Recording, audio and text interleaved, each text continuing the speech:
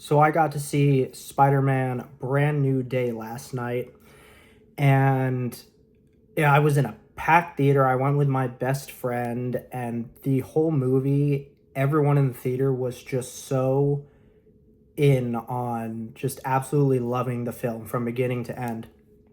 And I absolutely loved the film. I thought the way they continued Peter's story from the events and the end and the consequences of No Way Home into this film were played out so naturally and so just easy to understand, where the film begins and we're taken on the first 20-40 minutes of the film. We're shown that time is evolving for Peter as he's continuing to live on his own and battle crime in New York, local crime, as Spider-Man, while balancing his life as Peter Parker. And meanwhile, he is checking in on Ned and MJ as they're going through college at MIT without him because they have no memory of him from No Way Home. So it then very much establishes that Peter does feel on his own, truly, because he also doesn't have Aunt May anymore. And so he's trying to really force himself to find balance of being Peter and being Spider-Man. And then within that, we see him also have some relationships to with the cops of New York, which is really fun and really interesting to see because we haven't seen something like that since both the Andrew Garfield Amazing Spider-Man films and parts of Tobey Maguire's Spider-Man films. So that was really fun to see again with relation to Spider-Man and the people of New York. And then as well, to that point, the general population of New York does feel the most involved within this universe as they've ever done before. So that was a really refreshing, really fun thing to see. And as the film continues on, we then really get into a good flow of what the story is about, who the villain is, and what the main objective Peter and Spider-Man is really trying to figure out for the rest of the film. Now, the main villain of the film was very interesting to see that character used in this way, which is something I've never seen anyone use this character for before, while still feeling like it's being true to that character and her powers and the way she relates to other people or doesn't relate to other people, to be more accurate. And as the story goes on, we see Peter and himself as Spider-Man continue to evolve with his powers, which then also helps him to really be able to relate and try and understand and connect with the villain of the story as you get towards the end of the film. Now, on top of that, it's also super fun to see Peter go and talk to other characters that have more recently and just through the whole MCU have really populated the universe. So the film also feels like it is truly part of a cinematic universe again, which is something that really has been missing from recent MCU films a lot lately, up until this last year or so, I would say, when Marvel really seems to be getting back on a hot streak again, with consistent films really feeling interconnected. So you get to see Peter go and try and figure stuff out while going and talking to people like Bruce Banner. The Hulk shows up, and none of this is anything new. We all knew this going in, that Bruce Banner and the Hulk would show up and Peter would end up going and talking to them. That was all shown in the trailers. And then there's also another member of the New Avengers, or the Thunderbolts as we knew them originally, that shows up that Peter goes to talk to as well to help him figure out something specific for a certain part of the film and for as the film continues. And then as well, it's really fun to see Peter also interact with Frank Castle, the Punisher, all throughout the film. And I gotta say, the performance that Jon Bernthal gives as Frank Castle and the Punisher, as well as to just get this out of the way as well, Tom Holland, Zendaya, Jacob Batalon, and Sadie Sink, they all give fantastic performances. For Tom, Zendaya, and Jacob, easily the best performances they give as their characters in this franchise. And then Jon Bernthal as the Punisher also is some of the most fun and charismatic we've seen of him as the Punisher for sure up to this point. But he still feels like the Punisher, even though he is interacting with someone as like fun and not nearly as like just going around with a gun to battle his problems as like Spider-Man. So that was a really kind of refreshing and fun dynamic to see. And then on top of that, you also get to, in the parts where we see Spider-Man battling more local New York crime, we get to see Michael Mando return as the Scorpion, which we hadn't seen him since that credit scene at the end of Spider-Man Homecoming, now nearly 10 years ago. So that was always, by the way, a post-credit scene that I was always wondering, when are we going to get like any sort of payoff to that?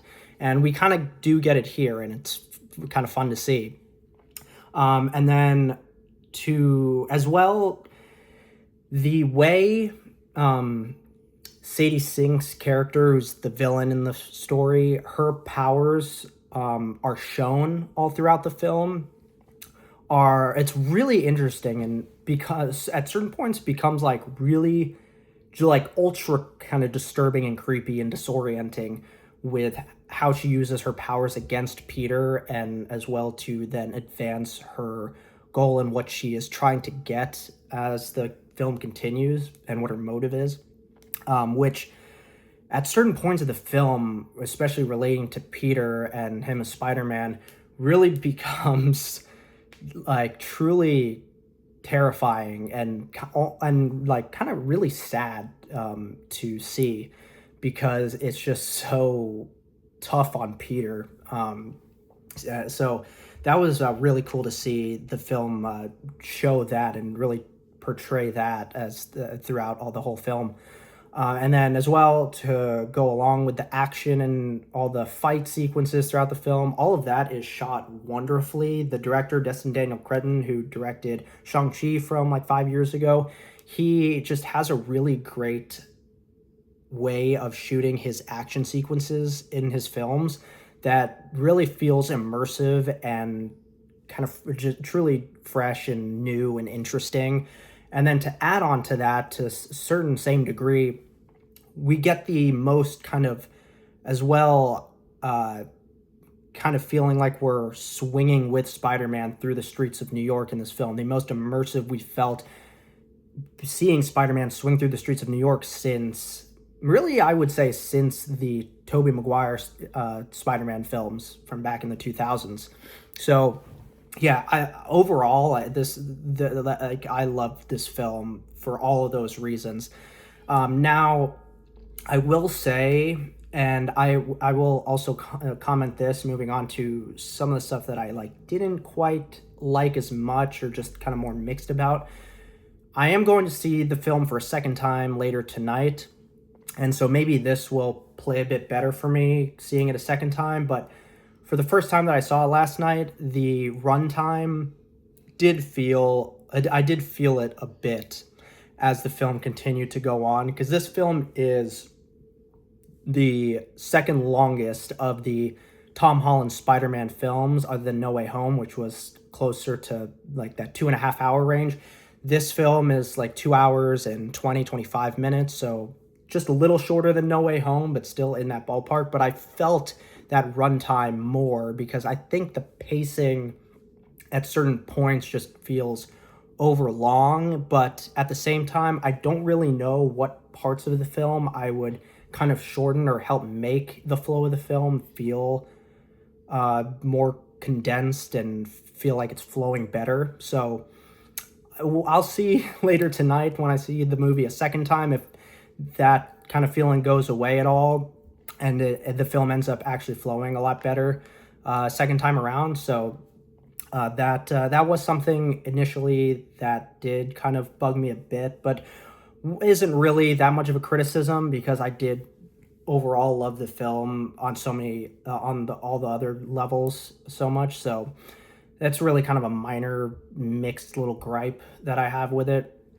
I would say the biggest negative I'd have for the film is I wish with the ending it was a bit clearer as to what the villain's motive was a little bit earlier than when we got it, because it did kind of feel as we got into the third act of the film that it was somewhat kind of circling its wheels a little bit of like, okay, so where and when is like the Peter gonna really figure out like, oh, okay, so this is like actually what I need to go and defeat and have the film wrap up by that point. So yeah, that's really my biggest issue with the film is I just felt like the third act, I guess, relating back to the pacing and stuff, I do feel like maybe that could have been condensed a little bit better to really make it feel a little bit more urgent and like we really know the true threat at the right time before the film ends.